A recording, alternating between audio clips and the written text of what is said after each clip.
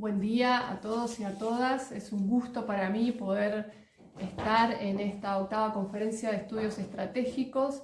Quisiera agradecer al Centro de Investigación de Política Internacional de Cuba por la invitación a ser parte de este congreso, específicamente de este panel. La verdad que todos los intelectuales de América Latina seguimos siempre con mucha atención las publicaciones, los dossiers de este prestigioso centro de investigación, así que muy agradecida y esperando poder aportar a estos debates que son centrales para América Latina y centrales para poder aportar al desarrollo de un mundo multipolar. En este sentido, la ponencia que voy a presentar trabaja la crisis civilizatoria, bipolaridad tecnológica y mundo multipolar, una mirada desde nuestra región, desde América Latina y el Caribe. Es decir, que en este breve tiempo que tenemos voy a presentar algunos puntos centrales de lo que considero hoy que es uno de los mayores conflictos internacionales que se visualizan, se grafican, ¿no es cierto?, en los dos modelos de desarrollo científico-tecnológicos a nivel global. Por eso hablo de una bipolaridad tecnológica. Por un lado tenemos el modelo anglosajón y por otro lado tenemos el modelo chino, dos propuestas diametralmente distintas, dos propuestas que hablan de éticas distintas, están sostenidos sobre culturas totalmente diferentes y que me parece que como región tenemos que analizar, problematizar para saber cuál va a ser nuestro propio modelo de tecnología, específicamente en lo que hace a tecnologías de la información y de la comunicación, que es la estructura central de los desarrollos tecnológicos de inteligencia artificial en la actualidad. En este sentido, empiezo problematizando lo que muchos autores llaman el capitalismo de la vigilancia. Shoshana Zuboff es una autora que lo trabaja pormenorizadamente, pero también podemos decir que es un capitalismo cibernético, un capitalismo de plataformas. Es una propuesta que hace Estados Unidos y que se está desarrollando a nivel global, sobre todo en todo el mundo occidental, una propuesta de desarrollo tecnológico que por supuesto que está anclado en su modelo geopolítico y en un desarrollo cívico-militar, principalmente que se ha consolidado en todo este lugar llamado Silicon Valley, ¿no? Y se ha desarrollado en esta zona de Estados Unidos, pero que también hoy se está expandiendo a Texas y a otros sectores.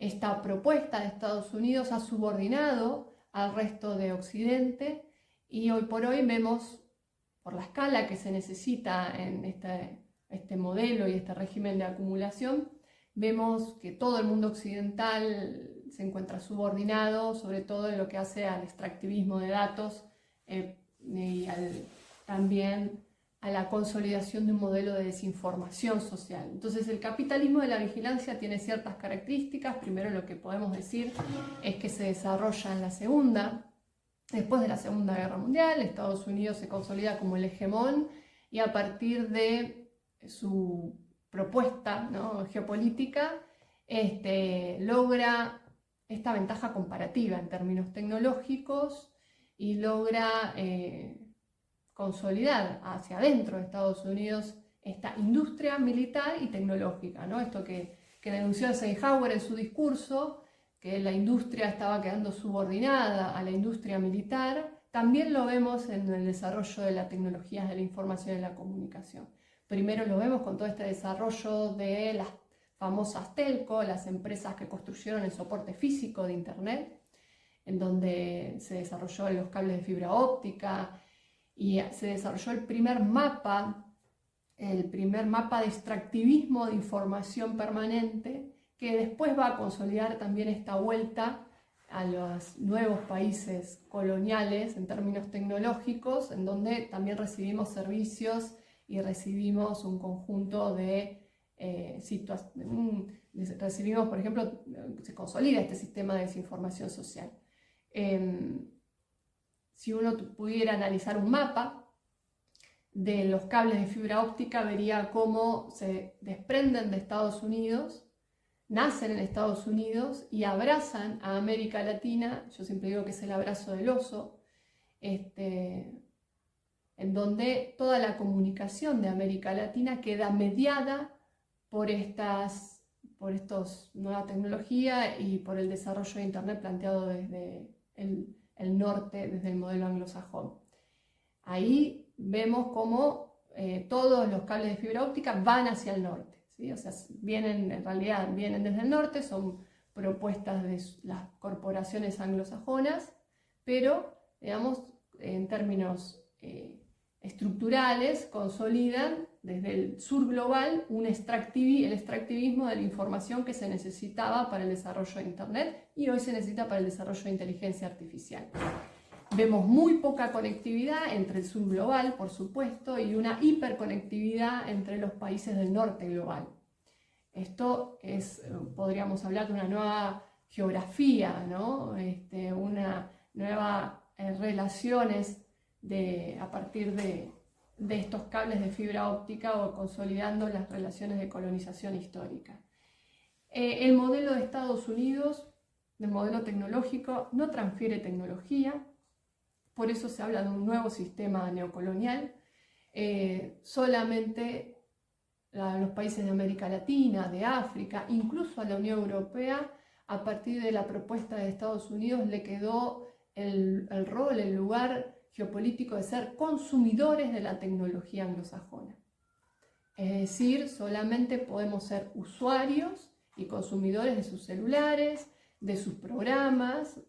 Lo vemos claramente en lo que hace a las redes sociales, en donde América Latina consume, o todo el modelo tecnológico de Facebook, ¿no? Ese modelo de negocios en donde tenemos a Facebook, Instagram o WhatsApp, o vemos a Google y su propuesta de YouTube y otras redes sociales. Es decir, la forma de comunicarse de los latinoamericanos está hoy mediada por estas dos grandes corporaciones, todas pertenecientes a Estados Unidos y al Silicon Valley. No hubo desde post-Segunda Guerra Mundial un proceso de transferencia tecnológica con ninguno de nuestros países, y insisto, ni siquiera hacia la Unión Europea. Esto consolida una ventaja comparativa, ¿sí? Una ventaja en donde Estados Unidos continúa en su proceso de consolidación y a partir de los años 2000 se da un salto, ¿no? Un salto, yo siempre digo que está atravesado por dos grandes hitos: por la caída de las Torres Gemelas, en donde toda esta estructura física de Internet se pone al servicio de la vigilancia total. Ya lo denunció Edward Snowden, en donde muchos presidentes de América Latina, pero también los ciudadanos del mundo occidental, se vieron espiados por parte de estas tecnologías a partir de la doctrina de la seguridad nacional de Estados Unidos, que todo era permitido si ponía en riesgo la seguridad de ese país. Entonces, estas tecnologías en ese momento se consolidan, ¿no? En esta idea de la vigilancia y se terminan de subordinar, ¿no? A esta propuesta del Pentágono y del Departamento de Estado de Estados Unidos de ser instrumentos para la geopolítica estadounidense. También hay que decir que a partir de los años 2000, también un poco antes de la caída de las Torres Gemelas, aparece la crisis de las .com, y lo que visualizamos es cómo los fondos financieros intervinieron fuertemente en el Silicon Valley, en el desarrollo, sobre todo de la segunda etapa de este desarrollo tecnológico, que es el desarrollo de las startups y de las empresas de desarrollo de software, en donde los fondos financieros plantean los objetivos y aceleran la necesidad de ganancias de manera cada vez más, en tiempos más cortos y más exorbitantes. Esto lo que consolida es una tecnología al servicio de la rentabilidad del capital, de las grandes corporaciones, y aquí es cuando se termina de desarrollar la estructura del capitalismo de la vigilancia. Básicamente, esta estructura tiene como base la información de todos nosotros. Pensemos que la población de Estados Unidos, con solamente la información de la población de Estados Unidos, no le permitiría a Estados Unidos desarrollar la inteligencia artificial, porque la inteligencia artificial necesita la acumulación de mucha información.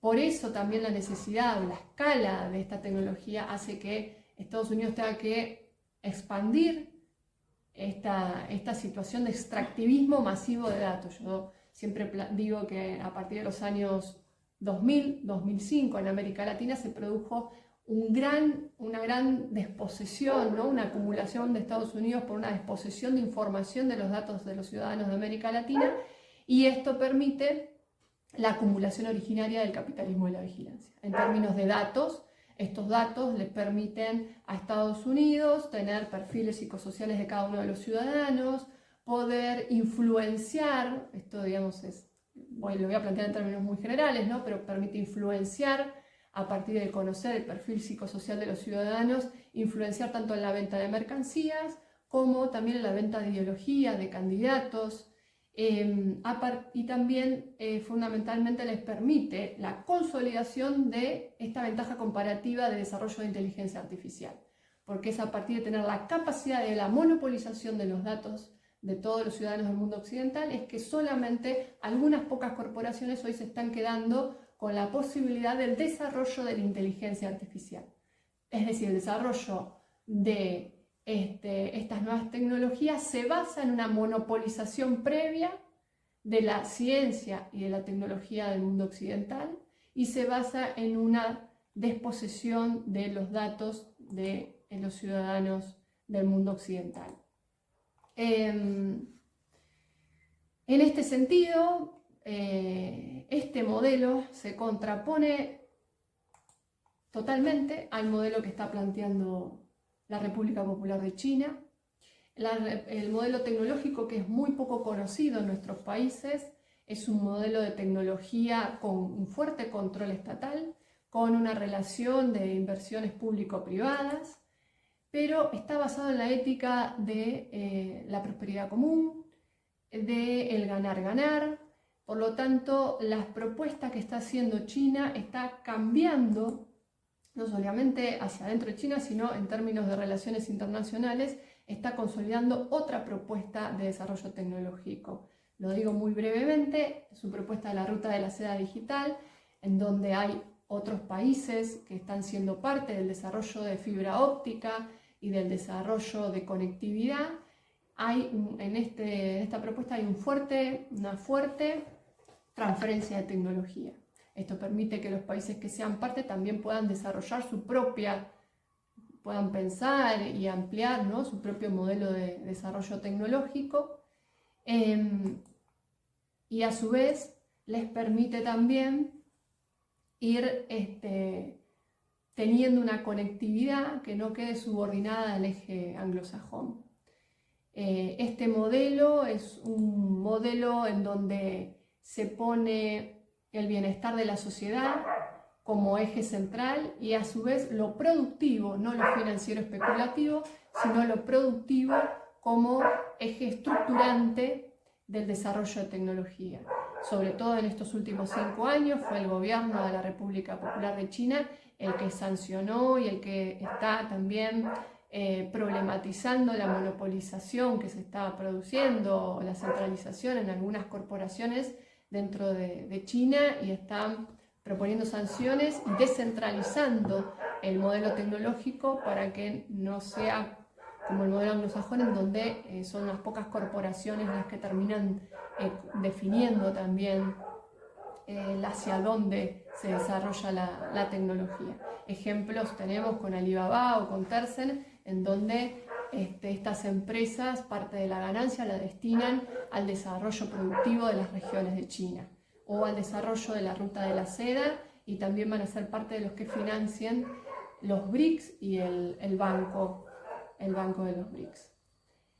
En este sentido, con estas dos propuestas que vimos muy escuetamente, pero que me parece que es muy importante que tengamos desde América Latina la noción de que hoy hay solamente 2 propuestas de desarrollo tecnológico, es decir, 2 propuestas que manejan toda la cadena de valor de la tecnología.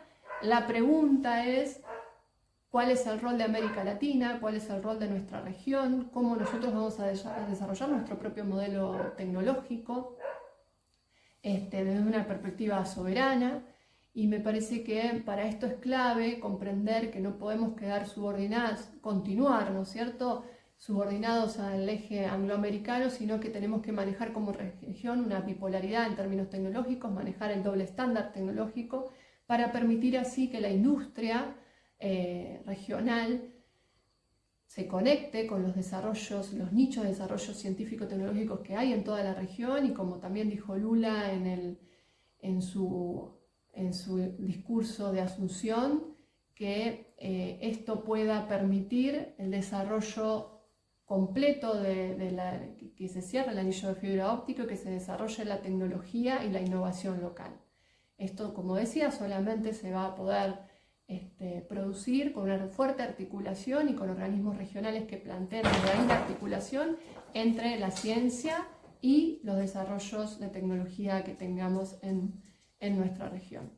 Así que de manera muy esquemática, espero que este esquema permita problematizar la situación en la que estamos como región y también plantear qué posibilidades tenemos de un desarrollo propio en este momento de crisis civilizatoria. Muchas gracias.